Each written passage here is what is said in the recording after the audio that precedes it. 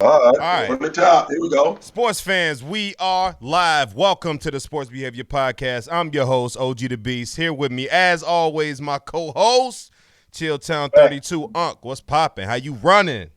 We're in the dog days of the NBA season right now, man.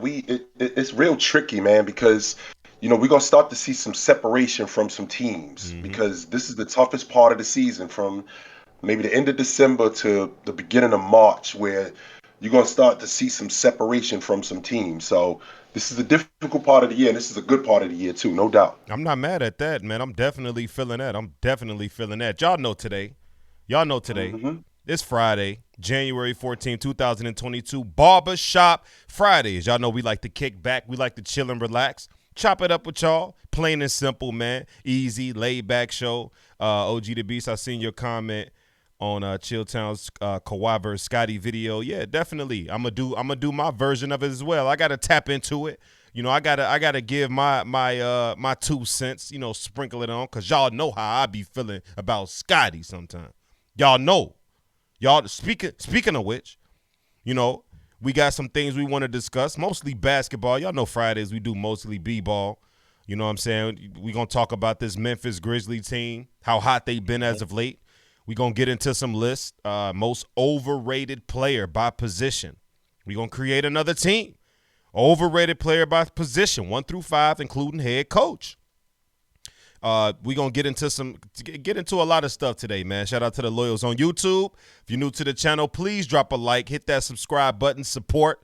Hey, come chill, chop it up with us. Live on Twitch if you want to. Anytime, Tuesday, Friday night. You know we gonna be here bringing this to y'all like we like to do. And we got some loyals in here today. We got a couple loyals in here today. A couple new cats in here today. True Hero was popping. Ball Out Gaming, what's going on? He says, good evening, fellas. How you feeling, man? Grizzlies on a win streak. Amazing win streak. Ball Red is in here. Matter of fact, Ball Red, I'm going to make you a moderator, man. I'm going to make you a moderator. You in here. You in here every Regular. time. You a regular, so I'm going to figure out how to make you a moderator. By the end of the show, you should have moderator duties, man. If anybody want to be a moderator, let me know. Hit me up on my Instagram and we'll let it go from there. But as of right now, interesting stuff to talk about today. Interesting stuff to talk about. I've been hearing seeing a lot of people on TikTok basically complaining about the Lakers. I don't want to call it complaining. I want to say making excuses for the Lakers, especially LeBron lovers, right? All you LeBron lovers, LeBron supporters, LeBron bandwagon fans that follow him everywhere he go, all of y'all got a whole shitload of excuses for why the Lakers is ass, right? He can't be the reason. What if I told you LeBron James is the reason? I'm very interested to hear this. What if I told you LeBron James is the reason for the Lakers' demise? What if I told you Hmm. that? I'd be full of shit, right? But one thing that is consistent with the behavior of not only LeBron James supporters, but LeBron James himself, right? He's been known consistently as a guy that can make teammates around him better, right? And people are saying, oh, LeBron is still playing at a high level right now, which he most definitely is. But what's the difference from LeBron averaging what he's averaging right now and 2018 Bron, which is he's averaging better numbers now than he did then? What is the difference? Why Four was years. what? 10 years? Four Oh, years. 4 years? 4 years. But Unc though, I'm sorry. Keep going. I just why cut in. was he Keep going. able? Hold Keep on. going. You can Keep going. chime in whenever you feel like it. Why was he able to carry that 2018 team, but he can't carry this team as far as people would imagine him being able to? Is it because he's really not playing as great as we think he's playing? Is it really because he's really not that guy that people trying to make him out to be in his 19th season? What is it? I'm asking. That's a legitimate question. How come he was able to carry with worse numbers in 2018 to the finals, even though he got swept? He carried, but he can't carry this Lakers team who may not even make the playoffs. What are the Lakers right now? The 7th seed? And the seventh seed. They're a game and a half out the 5 seed, so that really doesn't make a difference. But with that being said, number one, do you understand the difference between 4 years? I mean, is Steph Curry the same player he is today that he was 4 years ago? Absolutely not. That's number one. Number two, what's the most important thing? Do you know that the Lakers are they're 25th in the league in offensive rebounding. 25th against the offensive rebounding. They 27th against defensive rebounding. 27th in total rebounding. This is defense, by the way. This isn't even offense. This is defense. 28th in steals. 29th in free throw attempts. 23rd in three-point attempts. 25th in turnovers. 28th in fouls. Now let me rewind the clock a little bit. So talk to me. Let me rewind the clock a little bit. Now, 25th in defensive rebounding. That means that where are my big fellas? That is a part of my responsibility, absolutely. But where are my big fellas? I'll tell you where they are. Vogel, why is Dwight Howard not in the rotation? Because people was complaining when he was in the rotation that he wasn't doing shit. Well, guess what? He needs to get on his job, and that ain't James's fault. So that's that logic, okay? 25th in the league in offensive rebounding. That means that we give up a lot of extra possessions. A lot of extra possessions. That's also a big fella issue. Where are my rebounders at? Russ is not the only guy responsible for rebounding. James isn't the only guy responsible for rebounding. And it don't help that Chicago's finest, Mr. Anthony Davis, is still in street clothes. That's not helping us out at all. That's an excuse. So, that's an excuse. And I'll tell you why it's an excuse.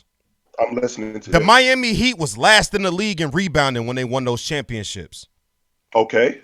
It didn't. Chris Bosh wasn't a tremendous rebounder. Joel Anthony wasn't a tremendous rebounder. LeBron James averaged his 7 rebounds a night. Dwayne Wade gave you 5 to 6, and that's it. Correct.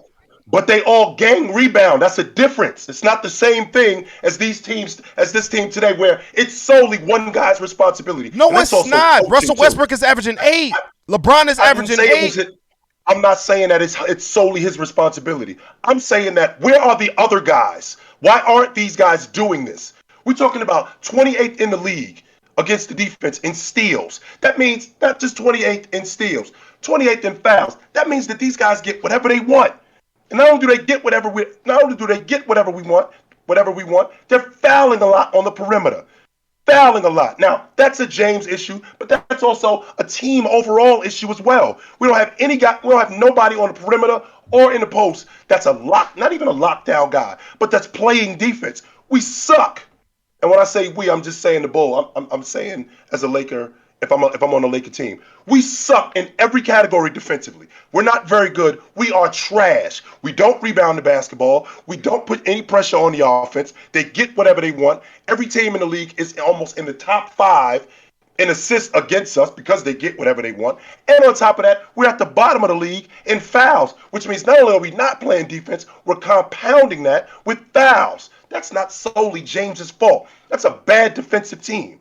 Terrible defensive team. It's a terrible defensive team. I'm not going to lie. And I think the defense for the Los Angeles Lakers is self-inflicted. It's not even inability at this point. It's just lack of effort and laziness.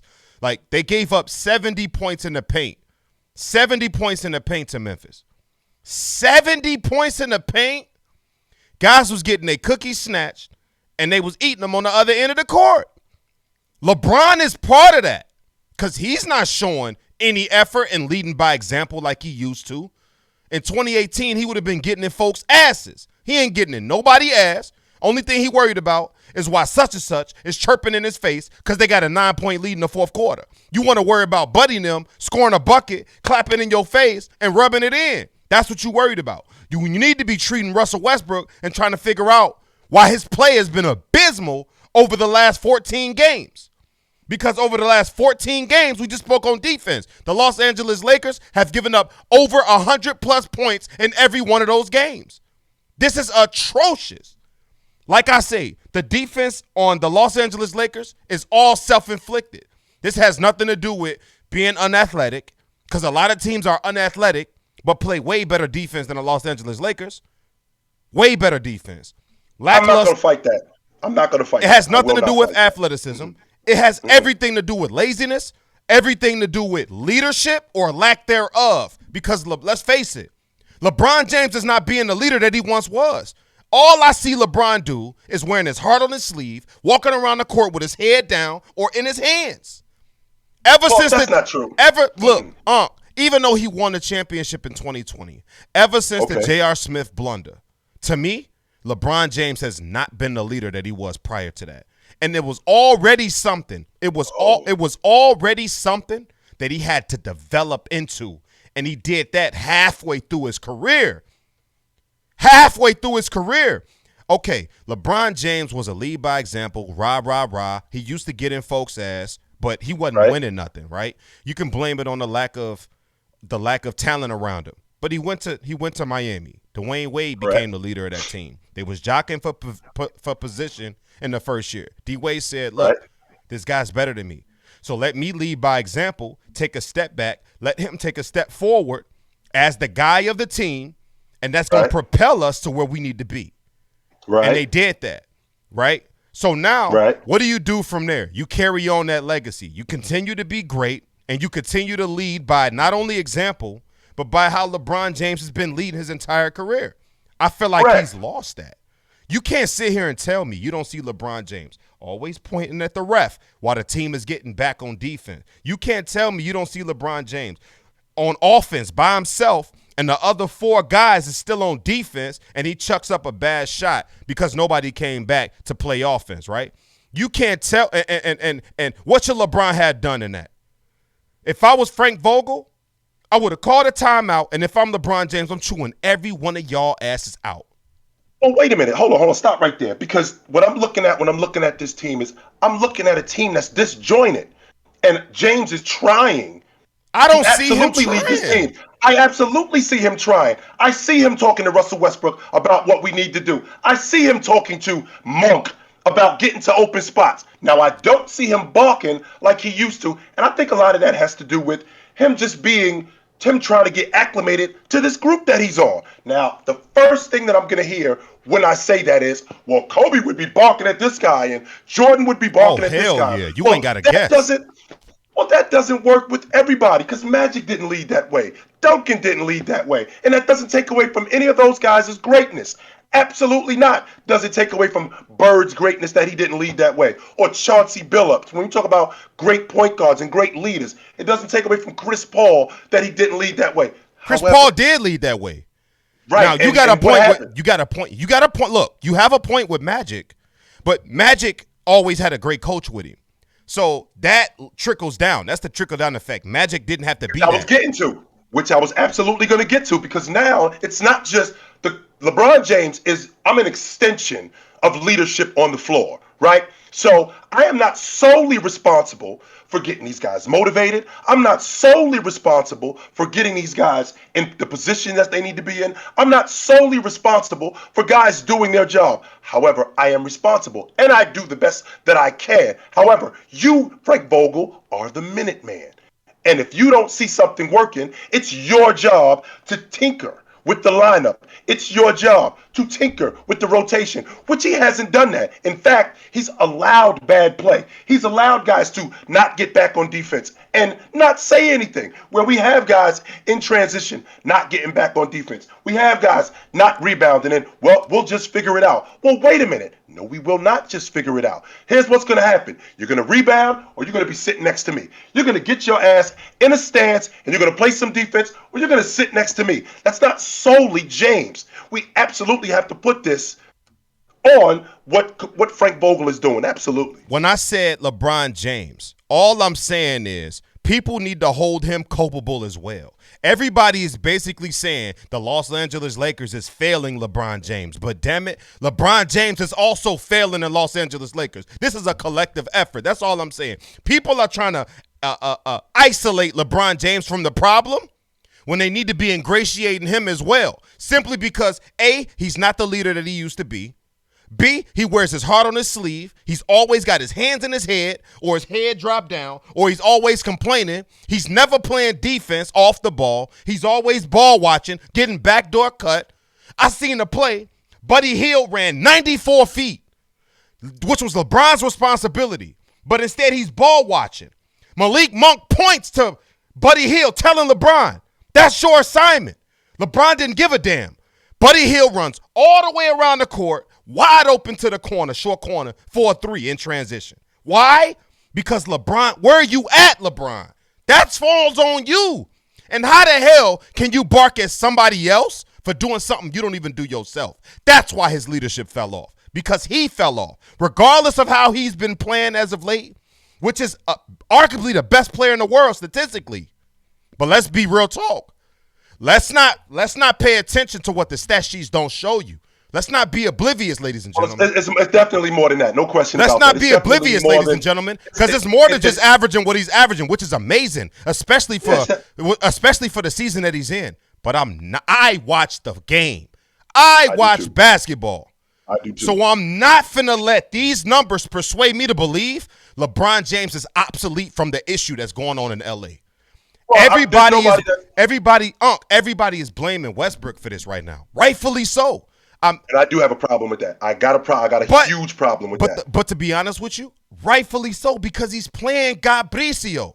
I mentioned that 17-game span where the Los Angeles Lakers gave up 100-plus points per game in 17 consecutive games. Over that stretch, you know what Russell Westbrook is averaging? 17 points, 7 assists, 9 rebounds. Decent, right? Until you get to the fact to where he's shooting 62% from the free throw line, which is Shaq's career high. Shaq's career high is what you shooting from the free throw line. Well, that's not the first time he shot 60% from the strike neither. He's done that before.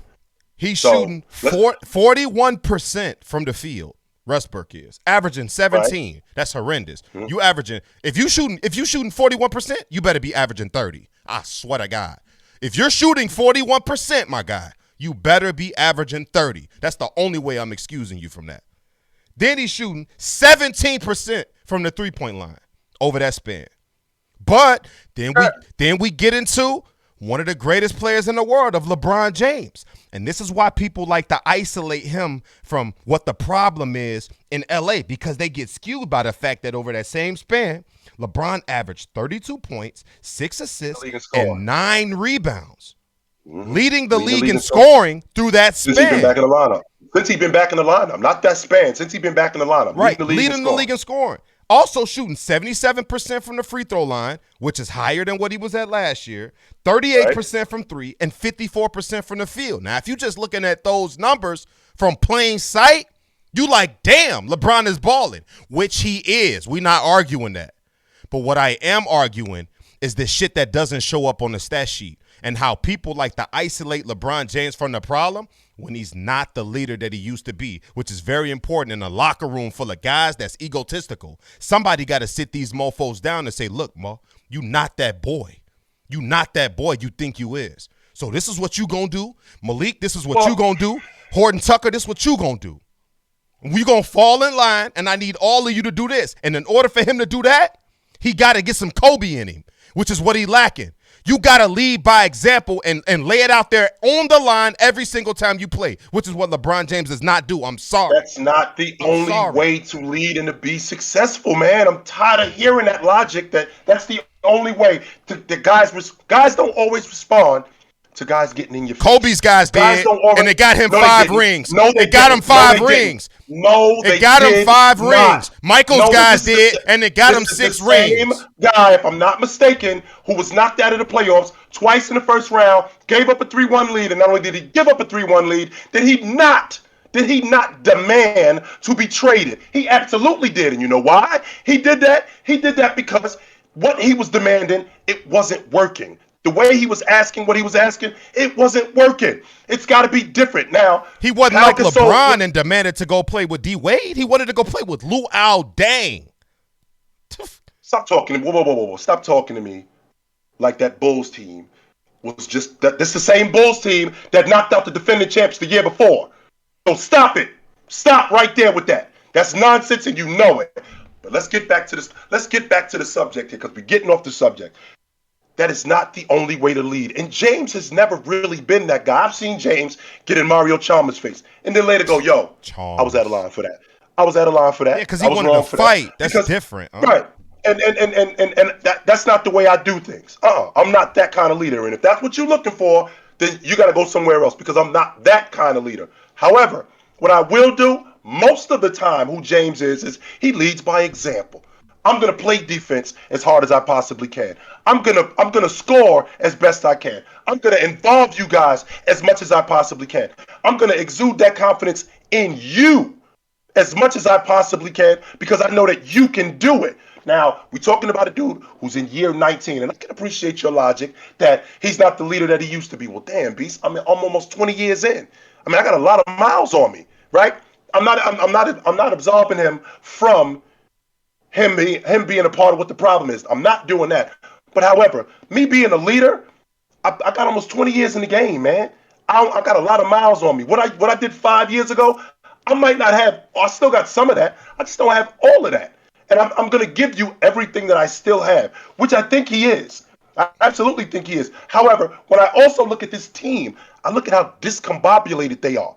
I look how disjointed they are and how a lot of things that are wrong with them are effort related. Yeah. It's not this dude ain't playing good because this dude is not the ball handler. So, Russ isn't the reason why we almost last in the league in rebounding.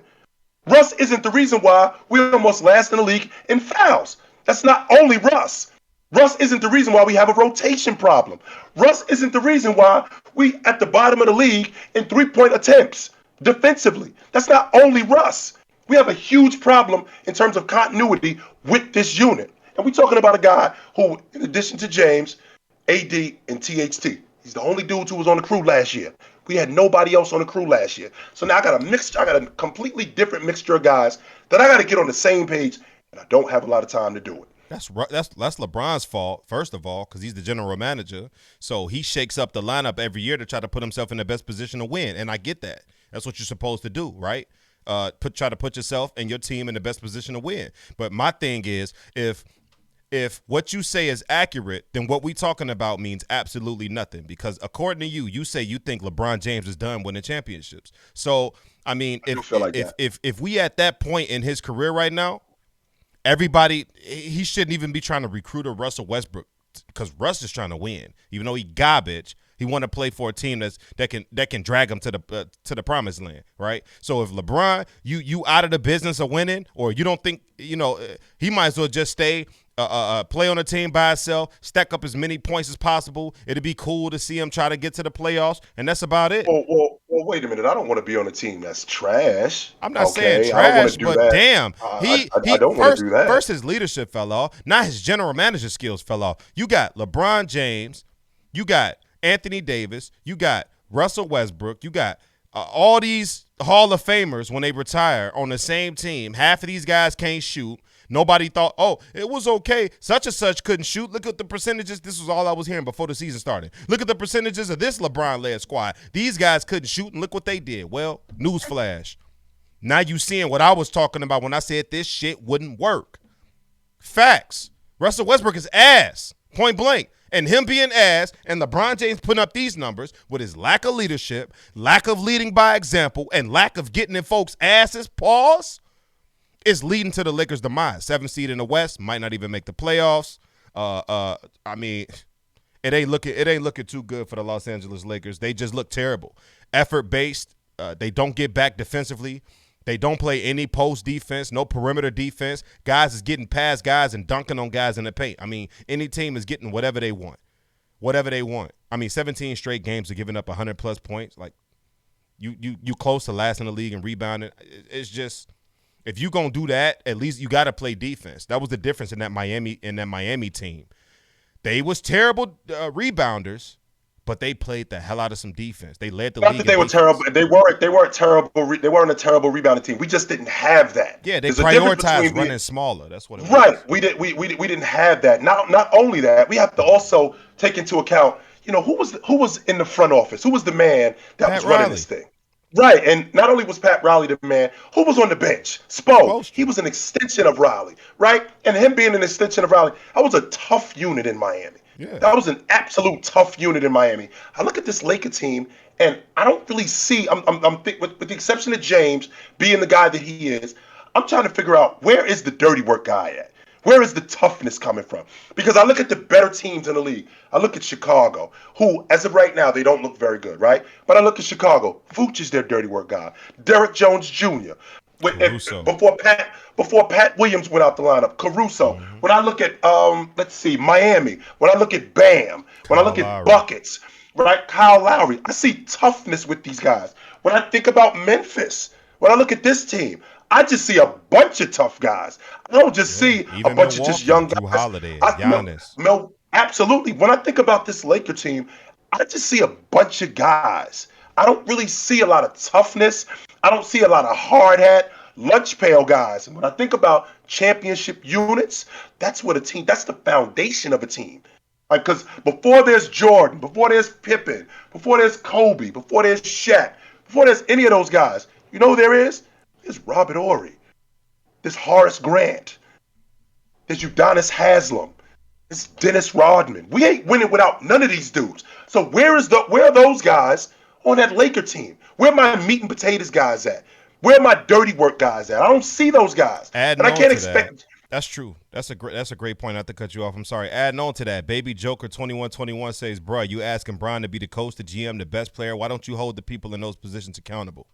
Well, to answer your question, it seems to be his fans hold nobody accountable because they want to grant all of that to LeBron when it's successful. When LeBron wins, oh, he put the team together. LeBron got to coach these guys and be the best player. But now when they losing, you want me to hold the head coach and the general manager accountable for not doing their jobs. That's not how this shit works. You got to take the good with the bad and the bad with the good. And right now, it's bad. So if you were one of those guys saying LeBron James is the best player in the world, the best leader in the world, the best general manager in the world, he putting together these teams, he stacked the deck in Miami, stacked the deck again in Cleveland 2.0, whatever the case may be, you got to take credit for him wanting Russell Westbrook over Buddy Hield, the guy who burnt his ass just a few nights ago. You got to give him credit for wanting Russell Westbrook over DeMar DeRozan, who's averaging 27, 5, and 5 right now. I guarantee you the Lakers could use that right now, especially with AD hurt. Told DeMar DeRozan it wouldn't work. Yeah, I seen the interview. Go watch it. It's on YouTube. But enough about LeBron James, man, getting my blood boiling up in here talking about these Los Angeles Lakers, and ain't nobody trying to hold this man culpable for why they taking these L's when he's responsible just as well. Point blank, period. Memphis, something a little bit more positive. These guys are on an 11-game winning streak. 2 impressive wins versus the Nets and the Golden State Warriors. Like, I'm looking at this Memphis roster, and I'm watching these boys play. They just look like one well-oiled machine, led by Ja Morant. It's like an old-fashioned gritty team. You know what I'm saying? Memphis Grizzlies. Like, they not gritty like the early 2010s Memphis Grizzlies that Jerry West put together, the Zach Randolphs, the Marc Gasols, them boys. They're not gritty like that, but they just gritty in their own way. Like, I'm looking at this roster. I'm like, why the hell are they so good? Currently, what, second, third in the Western Conference? Like, these guys lost like Utah. Yep. Like these guys lost like 13 games. 11-game winning streak. Like, Memphis is second in the league in defense. Second. And that's the leading catalyst to me for why their record indicates what it shows.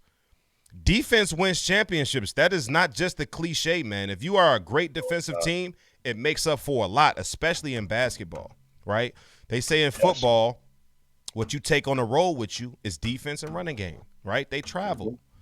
In basketball, I just explained to you how Miami was a terrible rebounding team. And Kobe Bryant said it best. Kobe Bryant said, I don't give a damn about offense, which was fugazi. But he said, I don't give a damn about offense.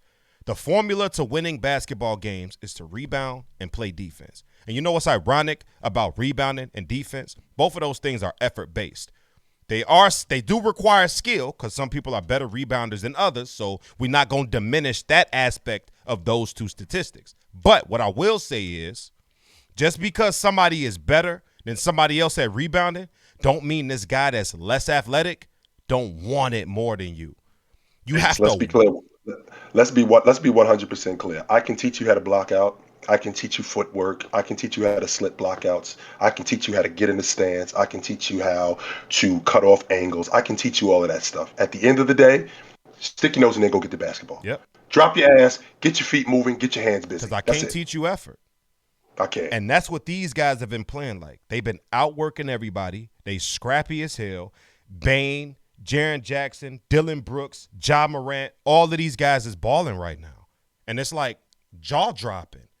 I don't know how consistent this is, but why are they great, man? Let me know. Well, let's start with the fact that Ja goes out of the lineup. And when Ja goes out of the lineup, they still rolling. I think they won 9 out of 10 when Ja was out of the lineup. Good point. And a lot of people weren't talking about the fact that they were number 1 in the league in rebounding.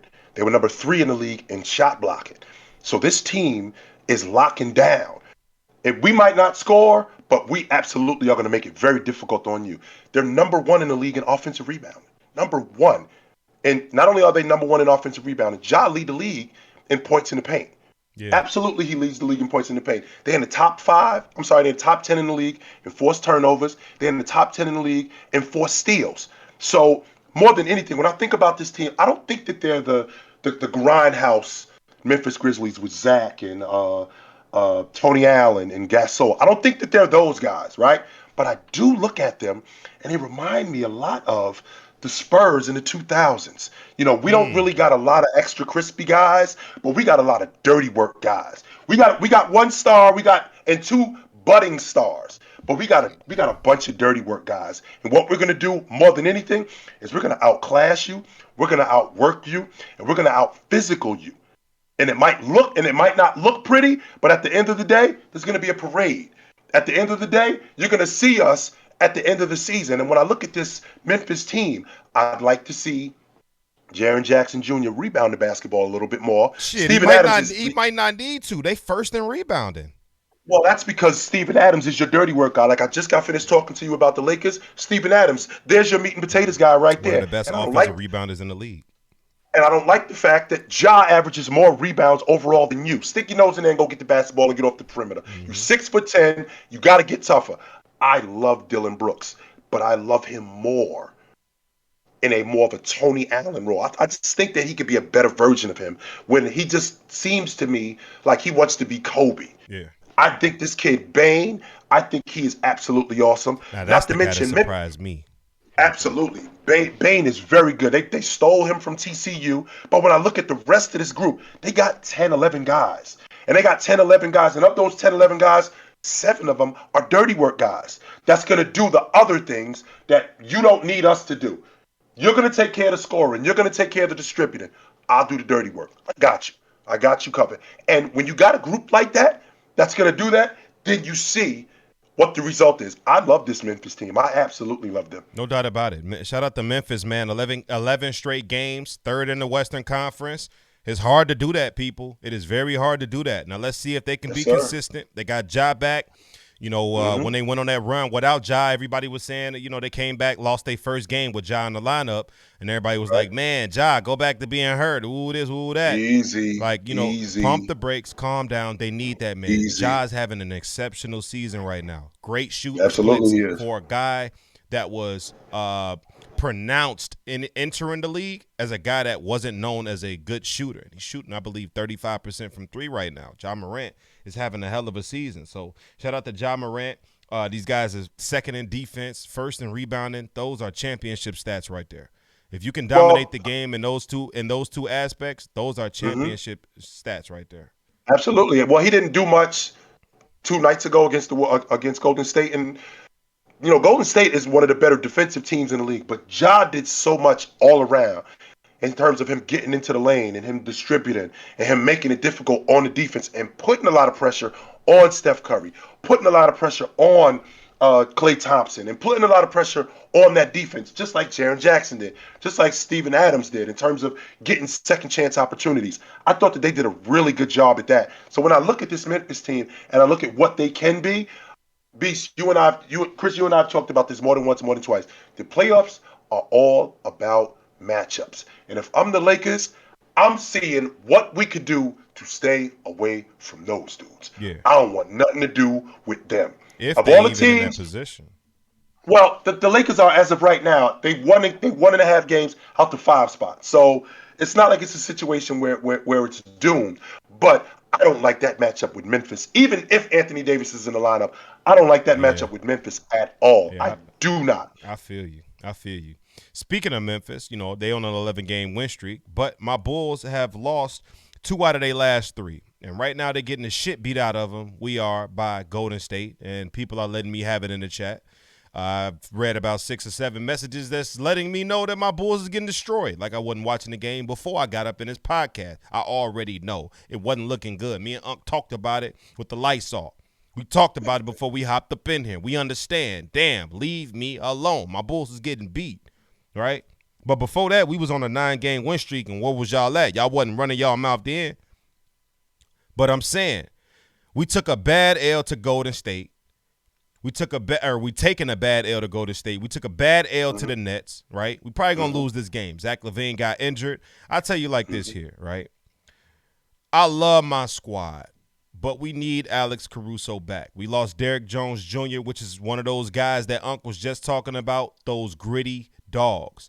Derrick Jones Jr. provides that. He provides that toughness. He provides that just – I'm going to outwork you. That's what I love about when he enters the game. I know he about to do something that's going to make you say, damn, whether it's a tip dunk or a crucial offensive rebound, whether he's chasing something down, he's hitting a big-time 3.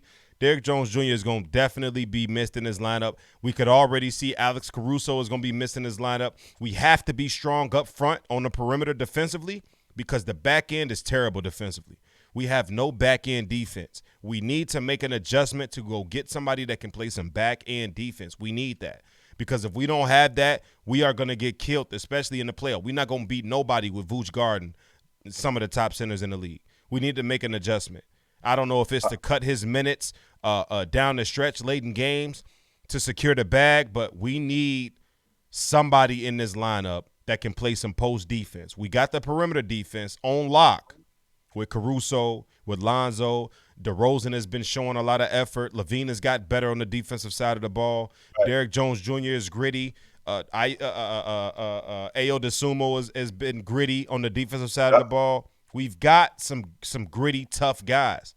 We just need to protect that back end, Unc. Like, is it cause to pause for my Chicago Bulls or what? Well, I don't know if it's cause to pause. I was asking the question, and I was wondering how you felt about this. Indiana said they essentially the word around town is that Indiana's going to have a fire sale, and I'm wondering if you could call them up and what would it cost to get Miles Turner over here? That's who I want. You think you can? What would it cost to get Miles Turner? Because I'm thinking about what he could do for your front line in terms of your defense. Because now because Vooch is one of the better rebounders in the game, but we do need a rim protector. We do need another guy who takes up space and clogs up the middle. Now, I can appreciate getting smoked. All right, definitely getting smoked. But getting smoked 2 nights in a row by 2 of the better teams in the game, I think that we got a bigger problem here. Now, I understand that DeMar DeRozan, he's third in the league. He's third in the league in fourth quarter points. He is. Miles Turner would be such a perfect fit for us. Well, I'm looking at your unit, and the first thing I'm thinking is if I'm the general manager, if I call up Indiana, because like I said, there already been whispers about them having a fire sale. So if I called up the Chicago Bulls, what would it take? What would I have to give you? Because I would give up Derrick Jones. I'd give up all of that. Pat Williams. We could put him at the 4 and have him and Vooch on the court at the same time. They both can shoot. No, actually, put him at the 5 and put Vooch at the 4. Either way. Yes. Put him at the 4. I would give up Derrick Jones. Absolutely. Or put Vooch at the 5 on offense and Turner at the 5 on defense. Let him guard the Joel Embiids and the Jokers and those guys. Lonzo, DeRozan, Zach LaVine, and Vooch. Whatever else you want, knock yourself out. Whatever else you want, knock yourself absolutely out. So what I saw the other night when you played against Brooklyn, the problem that I saw, number one, I thought they did a really good job on DeMar DeRozan late in the game and not letting him get to his spots. And early, I'd like to see Vooch get going early. Mm-hmm. That's what I'd like to see from Vooch. I'd like to see Vooch demand the basketball because Vooch actually attempts to play defense. Yeah. He actually clogs the lane. He does rebound, but I'd like to see him get going a little bit earlier. I thought James Harden was the difference in that game because James Harden's ability, he looked like the sharp James Harden, the playmaking James Harden, the just getting to the basket and getting everybody else involved He and had to. controlling the tempo. We was sending two at Kevin Durant every time he touched the ball. Our I wasn't yeah. Our I main wasn't really game plan, I could surprised. tell. Billy Donovan just said, "Look, we are not gonna let Kevin Durant kill us." That was our game plan, Yeah, and he still did his thing. I wasn't really surprised with Kevin Durant because when Kevin Durant goes, 29, he goes 31. I'm just thinking that's KD. It's kind of like You when can't do when when nothing Jay after played. Harden. Right, that's what I'm saying. It's like when Jay played in Chicago and you saw the box score, or at the end of the day it was Jordan 33, 6 and 5. You wasn't like, man, you just like, oh, that's Jay. That's it. That's who Jay Chalk it is, to the right? game. So that's who I when I see Kevin Durant, I'm not when I see 28, I'm already prepared to eat 29, 32. I'm already prepared to eat that, right? But the problem that I'm having is I'm looking at what they have with this new kid, Sharp. Sharp looked really good. I don't even know where he came from. He looked really good. And to get 21 off the bench from Patty Mills, that was big time. Mm-hmm. Absolute big He time. I been thought that balling. was, yeah, he absolutely has been balling. But the thing that I thought was the most important was I thought James Harden controlled the tempo of the game. He looked really sharp. His ability to just get guys involved and get himself involved when he needed to. And he was really efficient. And I thought that he was the difference in that game. I didn't think that the effort was there with Chicago. And that bothered me. And the same thing happened tonight. I think that when Zach LaVine went out, it kind of took the It wind took the out of life Chicago's away. sail. I saw the play different. Yeah. When Zach LaVine went down, the whole mood and aura of the team changed. Mhm. We got to figure out a different way to approach things as a unit, man. Billy Donovan has been coaching his ass off for us, and I think he should be a Coach of the Year candidate, no doubt about it. But Absolutely. we do need to figure out different ways to score because we finding each other playing a lot of iso ball, a lot of mid-range. It's either Zach LaVine or it's DeMar DeRozan taking turns. I think we need to let these guys touch the ball. I seen one possession that kind of irked my nerves, right? Vooch hit two consecutive shots. And I'm like, okay, feed Vooch. Because once Vooch is one of the most talented offensive bigs in the game.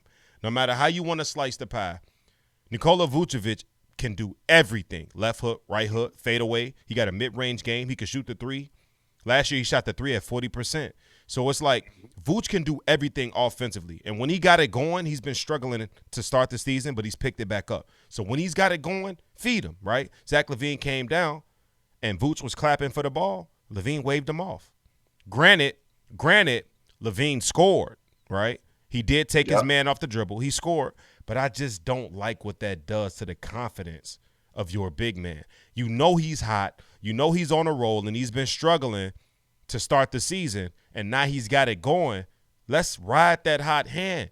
DeRozan and LaVine been eating all year. Now it's time to let the big man eat, and LaVine literally waved him off and told him, I got it. And you could tell, his mood completely changed. He walked away with his head down. I'm like, that ain't how you do, Vooch, man. Come on, LaVine.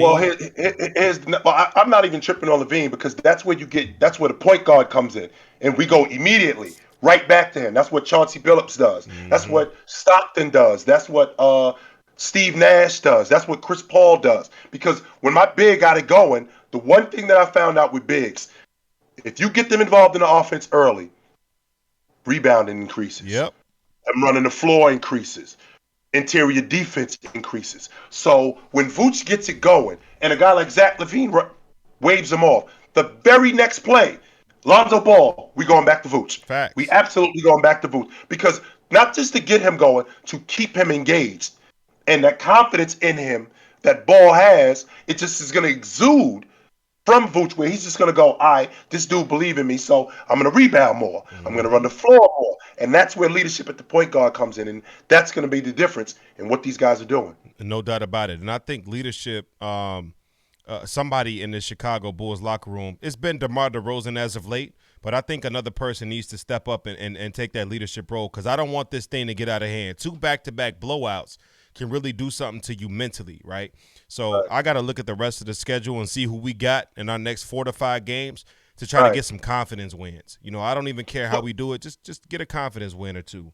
Well, let's also remember, too, Beast, you and I had this discussion before the season started. The thing that I was concerned with your Bulls more than anything was I was concerned with them defensively. And they answered the bell up until this point. I mean, I'm watching them against Brooklyn. 38 in the first quarter they gave up. Yeah. Then 39 coming out of halftime. after you've already made adjustments. That's unacceptable defensively. That is And I absolutely believe we unacceptable. got what we wanted from Kyrie. I don't think he did anything. I don't remember. I didn't He, look at the he stat didn't. sheet, but I don't remember seeing too much of Kyrie while I was watching this game. So it's like we Hmm. got what we wanted from Kyrie. The game plan coming in was to not let Kevin Durant kill us. He's still 8. James Harden had one of the most efficient games he's had all year. So even though we beat Brooklyn twice and they got themselves one, I feel like Brooklyn, if this game would have been close and we lost, I wouldn't be worried. Simply because Brooklyn did everything right and they still won by a small margin. But because they blew us out, it put a little bit in me. You know what I'm saying? I'm like, okay, we can lose, and we can lose in this fashion because I can't Right. recall us getting blown out all year. Right. And then now we get blown out in back-to-back consecutive games. But, that's neither here nor there. Speaking of the Chicago Bulls, look, you're entitled to change your mind. You're entitled to change your opinion when provided with new information, right? We almost at the midway point to the season. This is January. All-Star break comes February, which is what the NBA calls the midway point of the season, right? So I think pretty much what you see from players now is pretty much what you're gonna get from players this season, right? We know who the breakouts are. We know who the comeback player of the years are. We know who the Hmm. superstars are. We know who the guys that are completely balling out right now. So with that being said, Unc, I think we could give a fair evaluation on right now. I know some guys are hurt, but I want to hear your top 10 players in the league right now, right today. Today. Not before the season Not started. before, Not based based on 3 on years ago. None of none of that. that stuff. Just right Players now. right now, your top 10 players in the NBA. Let me see who Well, you I got. Start started the from season. 10. I started this. Also, you want me to start from the bottom? I'm going to start from the bottom, and I'm going to go with James Harden. I think James Harden has played himself back into the top 10. I thought that early. I didn't think that he was doing much, but I think he looks like he's getting his groove back. Absolutely, he looks like he's getting himself together. He's getting himself in shape, which he's notorious for that. That's who James Harden is. Absolutely. At number 9, I think Luka. I put him right there at number 9. At number 8, I put DeRozan at number 8. At number 7, I put Ja Morant. I think that Ja is one of the better players in the game. Absolutely. I think that what he's doing offensively for that unit and being a signal caller and being a leader, I think it's one of the best. At number 6, I got Joel Embiid. Absolutely. I think that Joel Embiid is. I actually wanted to put Joel Embiid a little bit higher, Mm-hmm. but this is where he is right now, but I don't. He could very well move up. At number 5, I got Steph Curry, and Steph Curry kind of playing himself out of the top 5 because he hasn't been very good lately. True. I think he's 18 a game, and he's shooting something like 32% from the floor and 26% on the three. So he's playing himself not only out of the top 5, but he's also playing himself out of MVP. being a league MVP. Absolutely, he's doing that. At number 4, I got Joker. And the only reason why I got Joker at 4 is because Denver's not very good, but Joker is playing absolutely phenomenal. He's definitely playing himself like a top 5 player. At number 3, I got James. I think that James is. I was wrong about James before the season started. I still think James is a top 3 player in the game. Absolutely, he's still awesome. At number 2, I got KD. KD is leading the league in scoring, and he's buckets, and he's absolutely phenomenal. He's one of the few guys that I just gotta eat it whenever he gives me whatever he's gonna give me. I just gotta eat it. But at number 1, it was who I said from the beginning of the season, and I'm sticking with it. I think Giannis is the best player in the game. I figured you would. I mean, we pretty much got the same players. Great minds think alike. We pretty much got the same players, just in a little bit of a different order. For me, at 10, I got Ja Morant. I think it's nice to see a young kid like this flourish and take steps into the right direction, right? Ja's giving you 24, 6, and 5, and his team is the third best team in the Western Conference. That's not easy to do. At 9, I got Luka Doncic, right? Slipped a little bit Mm-hmm. down from my preseason rankings. Luka's giving you 24, 8, and 8 right now. Nothing wrong with that. Luka's being Right. Luka, but I feel like he should be, with the lack of offensive talent on that team, I think he should be averaging more than 24, especially with his abilities on the offensive side of the ball, right? At 8, I got DeMar DeRozan, 25, 26, 5, and 5. DeMar DeRozan has been a stud. To me, he's an MVP candidate. We just going to ignore the fact that my Bulls just got blown the doors off off the hinges in Chicago. I Got can't even smoke. talk. Like Got it's smoke. making me upset just thinking about the shit. But DeMar DeRozan at 8. At 7, I got James Harden. I mean, 22, 10, and 8. That explains it all. Harden is never going to disappoint. Even though his splits could be a little bit better because they were tremendous last year, a little bit down from last year, and it's pretty much expected because of how amazing, efficient he was last year, surprisingly. But at 6, I got Joker. 25, 14, and 7. Joker can quietly make a case for arguably the best player in the world. I mean, his play has been magnificent. This is his all-time high in rebounding this year. He's giving you 25 a night. The assists went down, but 7 assists for a center is still tremendous. I still say lead that shit to a point guard, right? At 5, I got Joel Embiid, 27, 10, and 4. You know, I think Joel Embiid is the best center in the game. It's just nothing he can't do on the basketball court. I'm taking him over any center in the game. Like, literally, Joel Embiid can do everything you ask of him. And as a coach, I mean, how could you say no to a player like that? How could you choose any? It'd be hard to choose, let alone centers, anybody over a guy like Joel Embiid. So at 4, I got Steph Curry. Like you say, he's been a little bit inconsistent as of late, but I know Steph. Shooters shoot. Slumps happen. He'll be able to pick it up within the next few weeks here. Give him some time. Them splits will go up. Let Klay Thompson get acclimated. Let him, get his feet wet and whatnot. And I think Steph Curry will be right back to where he's supposed to be. At 3, I got Giannis Antetokounmpo, 28, 11, and 6. I had Giannis as a top 3 player coming into the season. But, Giannis is a dog. He hasn't taken a step back. He's got this Memphis team looking pretty good, and they look like they ready to try to take control over the Eastern Conference when these playoffs hit. I may have said I'm not worried about them, but I'm always going to be worried about Memphis. I'm just more worried about Miami, more worried about Brooklyn. They got you shook, and I'm trying to figure out why, man. Miami got you for real. They got your blood pressure up. Bro, I'm terrified of Miami. I am terrified. Jimmy, when Jimmy come to town and play us, no matter what uniform you're wearing, in Philly, it didn't matter. Jimmy he come in with intent. When he come to play us, he giving us 40. Like, and he going to be gritty on the defensive side of the ball. He going to try whoever he guarding. Ain't finna score much. Jimmy just got it in for us. And he won it out. I don't know why you mad at us, bro. Like, damn. I was about to say, that's what Jimmy remember. Jimmy like that bitter ex-boyfriend. Like, he end up seeing you out at the restaurant. And he instead of saying what's up, he going to buy all the food in the restaurant. I don't want you to eat. I don't want you to eat. I'm buying the whole bar out. I'm buying all the food, everything. You ain't eating tonight. You and your date, get out of here. I ain't gonna lie. Like, I am terrified of the Miami Heat. Like, yeah.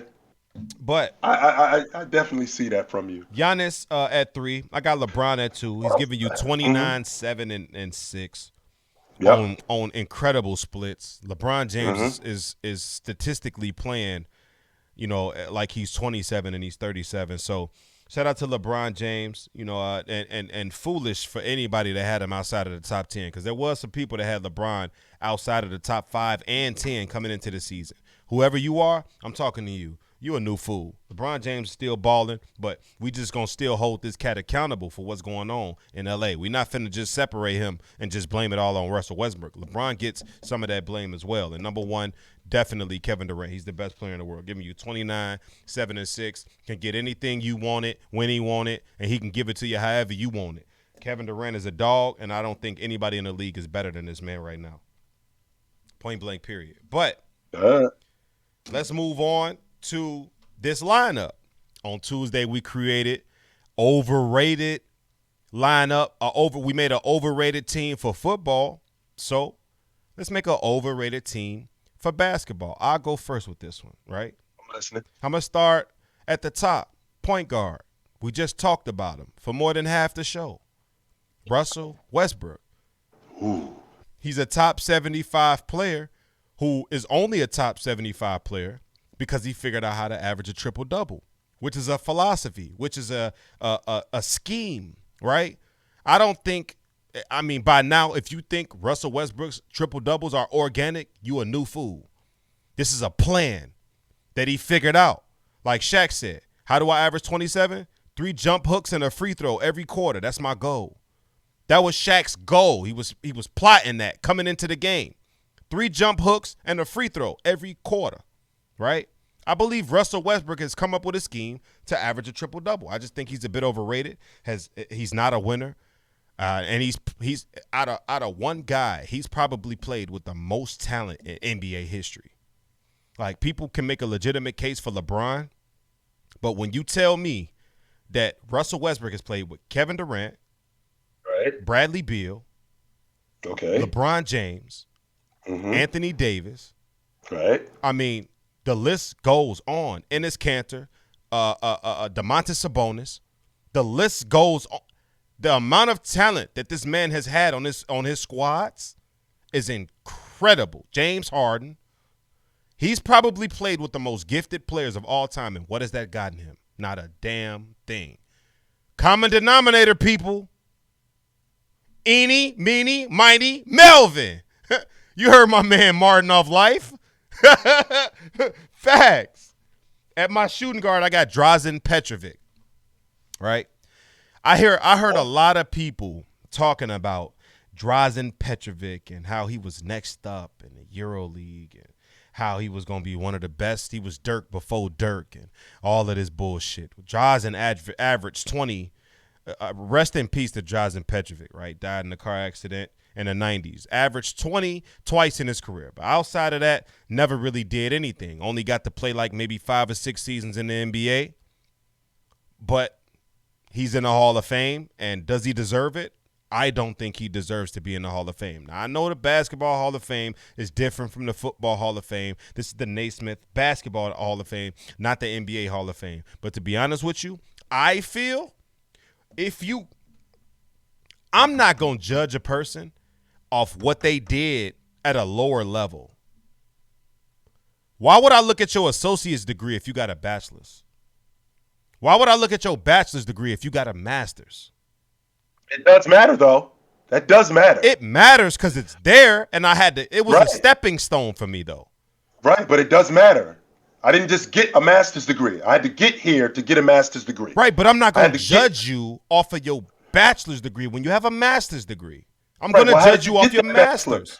And what did you do before I got this master's degree? What did you do to get that bachelor's degree? That does matter, Beast.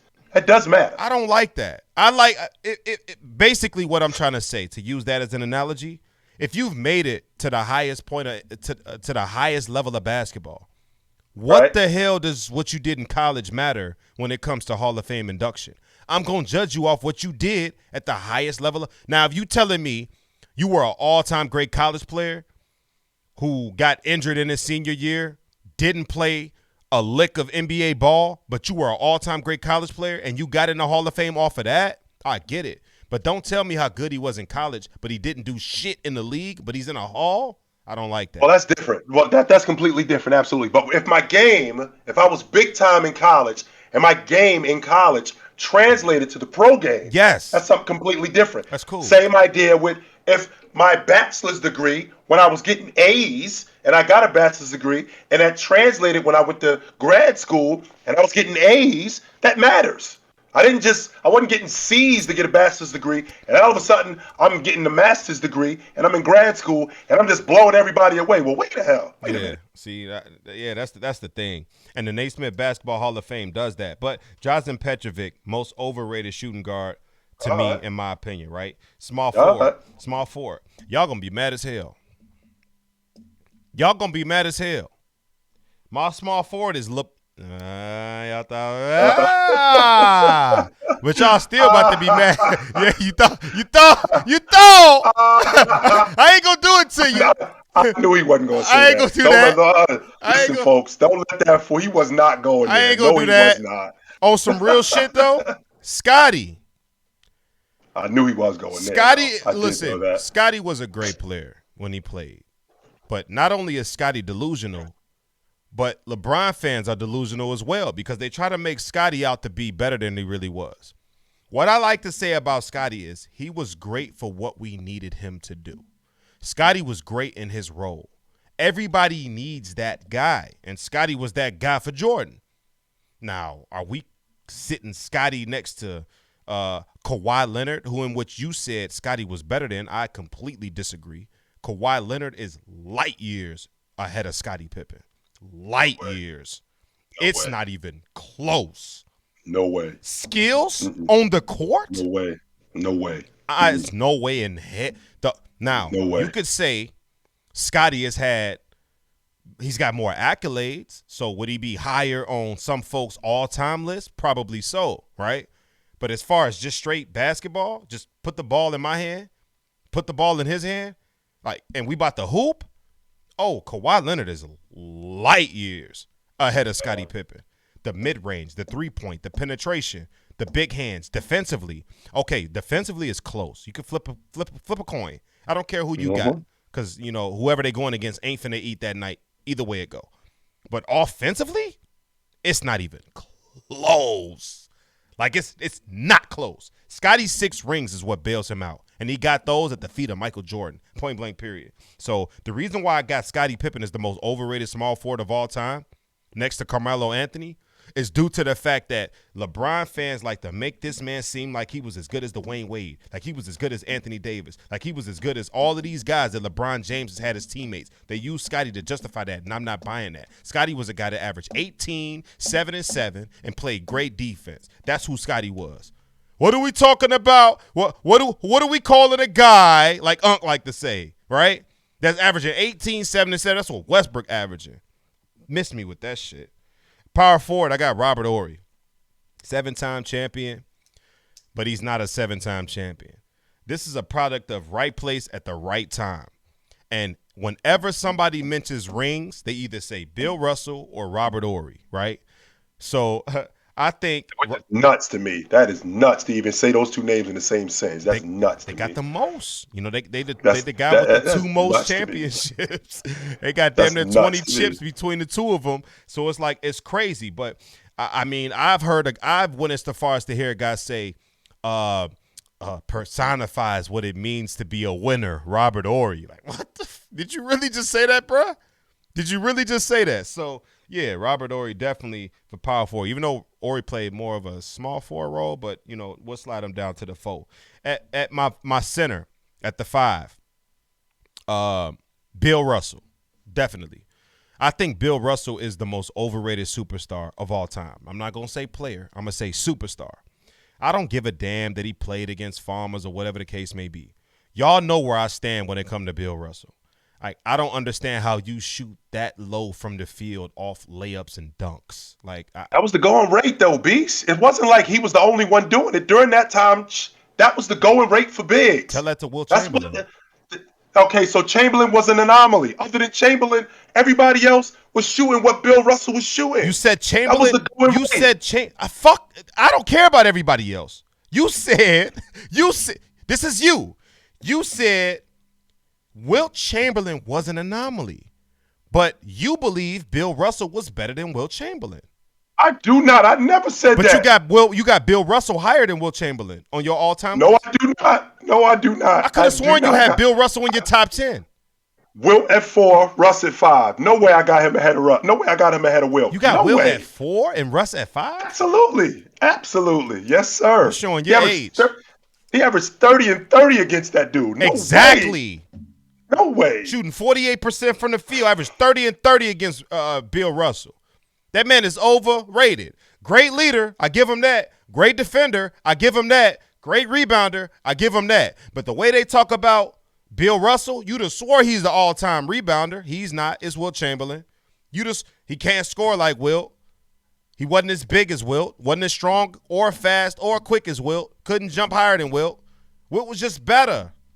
All he got to show for is he had the best team in the 1960s, so he dominated that era with championships. But it was guys on his team put up 22-plus points when he never averaged 20 in his entire career. He was getting carried by other scorers on the squad. Bob Cousy was giving you 25 a night. Casey Jones was giving you 18. Twice, so knock it off. Okay, playoffs is 3. You know how many games they had to win to get to the finals? 3 games. It was only 10 teams. So if you can't average 20 points in 3, have one game where you put up 25, you could probably average 20 for the series. I mean, 3 games. So, yeah, I'm not trying to hear that he averaged 20 in the playoffs. It was 82 games in a regular season. Give me a dub then. I think his career high was like 18. But anyway, moving on. I've been taking up a lot of time talking about this shit because, these overrated people, whatever. They got to get talked about. I think they kind of get under your skin. They do. Yeah, they do. For head coach, I got Jerry Sloan. Ooh, wow. Sloan Think has the Jerry Sloan is most wins. overrated? This is why. Jerry Sloan has the most wins in NBA history for a head coach, right? If I'm not mistaken. And although Sloan was a hell of a coach, great coach, I think Sloan is a top 5 coach in the league. But I was reading some articles before I made this decision. And I saw a number of articles placing Jerry Sloan in the top 3 of head coaches all time. Top 3. Of course, we can guess who the 1 and 2 is. But to have Sloan behind them because those wins weigh so much. But Sloan didn't win a goddamn thing. Jerry Sloan didn't win nothing. And he had some talent. And Sloan didn't win nothing. I'm not putting that man above Pat Riley. I'm not. The whole entire makeup of the NBA was about 4 to 5 coaches. They got all the rings. Red Auerbach, Phil Jackson, Popovich, Pat Riley. That's 3/4 of the rings. And Casey Jones. That's 3/4 of the rings in the entire NBA history. 4 coaches. Yeah. So, I mean, those guys should be the cornerstones. That's the Mount Rushmore for head coaches in NBA history, in my opinion. Right there. Jerry Sloan should not be in that conversation. I don't give a damn about his wins. Unc, what you got? Well, when we start with this conversation of overrated, this doesn't mean that you whack. It just means that people have you rated higher than what you actually are. So we'll start with the point guard. I think Kyrie Irving is the most overrated player in the history of the NBA. I get people talking to me all the time about Kyrie Irving is a top 5 point guard of all time. He's a top 10 point guard of all time. I'm like, whoa. Okay, we're talking about a dude who made the All-NBA team, and you know me, Beast. You know I take being an All-NBA performer and an All-League defender, I take those things very seriously. We talk about a guy in Kyrie Irving who has been in the league 10 years now, made the All-NBA team 3 times. That means once every 3 years, you are an elite player in the game. He's been inconsistent with health. Okay, that's even worse because your availability is your best ability. True. If I can't count on you to be here, then how can I even count on you? So we talking in the 10 years that he's been, not one time has this dude finished in the top 10 in league MVP votes. Not once. So I'm good on Kyrie Irving. Absolutely, I think he's the most overrated. Number 2, you dudes gonna kill me with this one. I think Tracy McGrady is the most overrated 2 guard in the history of the NBA. Absolutely. We're talking about a dude who was primarily buckets, and he wasn't very efficient. He was made of glass. We're talking about a guy whose stretch that he had where he was buckets, he barely shot over 40%, never got his team out of the first round, including being up 3-1 on a team that wasn't bad, and he couldn't get his team out of the first round of the playoffs. I'm so overrated. I think Tracy McGrady is big time overrated. Absolutely. At the number 3 spot, now I might get some people who will agree with this. I think Paul Pierce is way overrated. Absolutely, I do. I know how you feel about Paul Pierce. I know you love Paul Pierce, but I think Paul Pierce is way overrated. Those championship teams and those championship runs that they had from 07 to 13, Paul Pierce averaged 20 a game. One time. He didn't even average 20 a game the year that they went to the NBA championship and won it. But he averaged 25 the year prior to that. He got with 3 other guys that had career years. And they won 24 games. Somebody got to make all the points on a terrible squad. Don't even try that. But nonsense. They came and they got together and immediately won a championship after coming off career years. All 3 of them. Absolutely. So there's no way that your production drops that much. Give me a break. Kobe gets Karl Malone, he gets Gary Payton, and he gets these guys. And Kobe, his production doesn't drop. Kobe was 23 years old. Paul Pierce was 33. No, he was not. He was in, first and foremost, that year in 07, he was in year 9. Okay? So he was 27 years old. No, so let's Paul Pierce was not that young. He was not 27. I'm sorry. He was not 27. I'm sorry. Paul he was 29 Pierce was years old. At least 30. All the rest of the guys was 30. He was at least 30 or 31. If he was 30, he was barely 30. Barely. But that's neither here nor there. I think Paul Pierce is extremely overrated. At the 4 spot, and this actually hurts my heart, I think Derek Coleman is way overrated. I was a huge Derek Coleman fan. We're talking about a dude who's the #1 overall pick in the draft, right? Rookie of the year, made the All-Star team one time. That's it. Made the All-NBA team twice in 16 years. Never been out the first round of the playoffs. That's crazy. As the lead dog. I was so excited about Derek Coleman going into the pros. Way excited about him. No question about that. That's crazy. At the 5, and I will die on this hill. I think Bill Walton is the most overrated 5-man in the history of the game. No question about that. We're talking about a dude who basically missed 5 years. Of the 12 years that he played in the NBA, he missed 5 years due to injury. Like I just told you not too long ago, your best ability is your availability. If I can't count on you to be here, then I can't count on you. And we're talking about a dude who had basically a 2-year stretch, where from 74, a 3-year stretch, where from 74 to probably 77, he was arguably the best 5-man in the league. I don't think he was better than Jabbar, but you can make the argument that he was. But after that, trash. Yeah. After that, he was in and out of the lineup. And at the coach, I'm going to die on this hill also, and I'm probably going to get some heat for it. I think Doc Rivers is the most overrated coach in NBA history. I'm not mad. No question in my mind. No question in my mind. We're talking about a dude who, in the history of the NBA, no coach in the history of the NBA has given up more 3-1 leads than Doc Rivers as a coach. I won't even get into anything else that he's done. We're talking about a guy who, in the history of the NBA, your team has been up 3-1 the most and lost the series. That has absolutely something to do with you. I'm good. They got everything to do with you. Like lack of preparation. You can't close things out. You take your foot off the gas. That's the show, ladies and gentlemen. Let's do some questions from the fans. Let's get a few, and let's get the hell on up out of here. Rein them in. Give me some questions. Y'all know how we do on Barbershop Friday. Y'all know Friday. What it is. Lean by. Y'all know what it is. This is one of my favorite episodes, man. I mean, I dig Tuesdays when we talk football and stuff like that, but Barbershop Friday is definitely one of my favorite episodes. No doubt about that. Because we just come in and, we close the shop and we just, ain't nobody getting no haircut. We just hanging. Just chit-chatting. That's all we doing. I'm definitely digging that. So that would be my nephew Chris. He's from Chicago. I'm not from Chicago. He is. Yeah, I'm from Chicago. Yeah, he from Chicago. My acronym, Chilltown. That's it looked like Chi-Town. That's why you said. Yeah, it looked like Chi-Town, but it's a city in Jersey. It's a city in Jersey called Jersey City, and we call it Chilltown. That's where mine comes from. So, absolutely. I think Ja can. I think Ja is a top 5 point guard in the NBA right now. Absolutely, I do.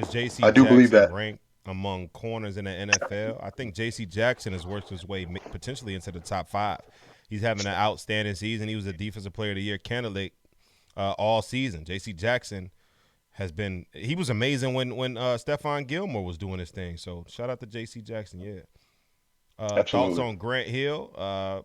He was a do-it-all guy who was an immediate impact from the moment he stepped on the court. Liability from beyond the 3 until he got later in his career where he had to learn how to shoot them. But he attacked the cup with reckless abandon. He was an easy 28-8 guy.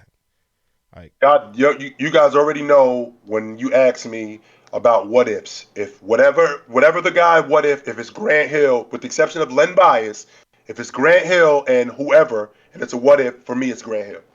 No doubt about that. Yep. Grant Hill, Tracy McGrady falls under that. Derrick Rose, all of those guys. Who do you think is the best shooting guard in the league right now? I think that honor might go to Book. Nah, he ain't better than Harden. It's Harden too, or does Harden's the primary ball handler in Brooklyn? So we calling Harden a 1? He's the primary ball handler. In fact, if I'm not mistaken, Kyrie Irving made it clear last season. He did. You're gonna play the point guard. I'm gonna play the shooting guard. Give me DeRozan. Made that crystal clear. DeRozan or Levine, whoever you want to pick to it, because I think they both better than Book. You can make that case. Top 5 scorers of all time. I don't know. T-Mac, Kobe, Jordan, Durant, Chamberlain, Shaq. For me, that's simple. It's Jordan 1, Jabbar, James, Durant, Bryant. Kobe. Those are my top 5. Those are my top 5 guys. It's Ja, top Absolutely. 5 point guard this year. He's playing like it. I think so. Is Ray Allen a I top absolutely 5 do. shooting guard all time? No. No. No. Top 10 though. Yeah. Top 10, I mean, absolutely. you got I it's do think even he's though the top 10. shooting guard position is thin, it's probably the thinnest position all time. But off the top of my head, Jordan, Kobe, D Wade, Jerry West, Clyde Drexler.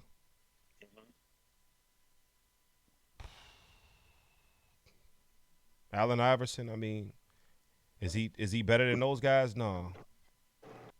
I do think he's better than Reggie Miller though. I do think he's better than him. I No take no Ray no over doubt about Reggie. that. Yeah.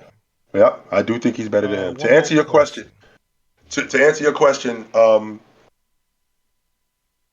and of all the things that Olajuwon has done, the one thing that separates him, in my opinion, from all the other guys, when he retired in the top 10 in the NBA history in points, rebounds, blocks, and steals. These how many guys in the history of the NBA did that before he did it. These how many guys in the history of the NBA have done that since he did it. Nobody else can say that they've done that. That's for damn Nobody. sure. 2 more questions. One, do you think Spider will ever win an MVP? The answer is no. The I Utah don't think so either. Jazz had Rudy Gobert out for protocol, and they looked atrocious. Trash. Ask me what the Utah Jazz is doing right now.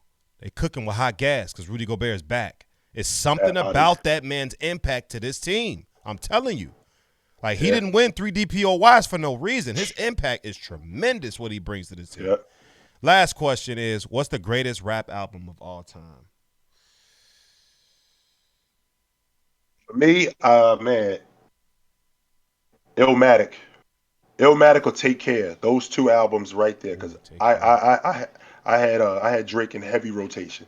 I, But Illmatic, when you're talking about an album from 1 to 12 or 1 to 13, that matters to me. Where every song, I ain't skipping no songs. Every song is a banger. yeah. That was Illmatic. That was Take Care. Yeah, no doubt about it. No doubt about it. You might have got me with that one. It might, man, it's so tough. I sit back and I think about them. Front to back, I like Views. I like Take Care. I like Me Against the World from Tupac. I like Illmatic is another great Fire. one. Fire. The greatest one? You only get to pick one, Beast. Man, Ooh. that is I don't know if I can answer that. That's tough. That is Hey, tough. Ion Peaky, listen to me for the last time. I do not hate Kobe Bryant. I love Kobe Bryant. I don't think Kobe Bryant is whack. I just don't have him as high as other people do. I only think that there's 10 guys in the history of the NBA that are better than him. 10. That's it. Not 25, not 35, not 55. The 75-year history of the NBA, I only think that there's 10 guys that I've seen in my lifetime. And 2 of those 10 guys, I never saw them better than him. That's it. That doesn't mean that I hate this dude. I think this dude is incredible. I just don't think he's a top 10 player of all time. That's it. It's too many, man. Too many people better than Kobe. I only think it's 4 guys ever better than Kobe. Ever. 4 guys. Jordan, LeBron, Kareem, and Shaq. That's it. That's it. And I'm only giving Shaq the edge because his when Shaq, from the moment he stepped into the league till about 2005, it's the most dominant force I've ever seen in my life. And his level of consistency was bar none. Like, just sheer dominance. Plus, he played on the team with Kobe Bryant, and he was the best player when they played together. It's kind of hard to put another guy ahead of the guy that when we played together, I was the reason we was winning championships. It just don't make sense to me. That's why I got Shaq ahead of Kobe, too. But shout out to everybody that joined the stream, man. Shout out to everybody on YouTube. Like I said at the beginning of the show, please drop a like and subscription. If you can't catch the show, if you just so happen to walk up in here late and you want to catch the whole show, this will be up on YouTube tomorrow. So go head over to YouTube, search Sports Behavior Podcast on YouTube. Drop us a sub, drop us a like, man. Tell us how you like the show in the comments. We'll try to get back to all of you guys that watch, the avid watchers. W's in the chat. For if you enjoyed yourself tonight, Barbershop Fridays is always cracking. It's always lit. Always. One of my favorite episodes too as well. You know, I love just sitting back, kicking back, and just chopping it up with Unc and y'all keep it live up in here every single Friday. We love y'all. But y'all know what to do, man. Unc, take it home. Take it light, but take it. We out. Hey, me against the world was better than all eyes on me. Yes, I agree. I'm with you. I'm with you with that. 1,000%. All Eyes on Me. Hey, All Eyes on Me is statistically known as Tupac's best album, statistically. But as far as quality of sound and track listing, Me Against the World is Pac's best album. Real talk. Absolutely. Take it light, but take it. But take it.